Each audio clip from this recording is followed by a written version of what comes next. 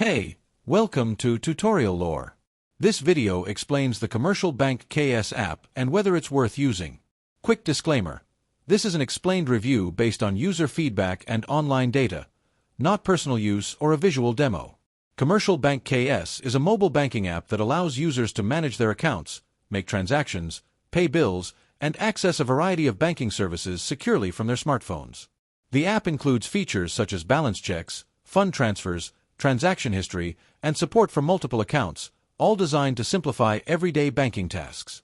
Let's talk about how it performs in actual use. The app is widely appreciated by users for its convenience, secure authentication methods, and easy-to-navigate interface. Customers like the ability to transfer funds instantly, set up bill reminders, and view detailed transaction histories. The app also enables users to manage multiple accounts and receive notifications for account activity, which helps keep finances organized. Still, the app isn't without its downsides.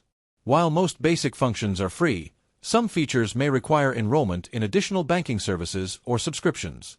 Users occasionally report slow loading times, minor glitches, or limited functionality compared to full desktop banking platforms.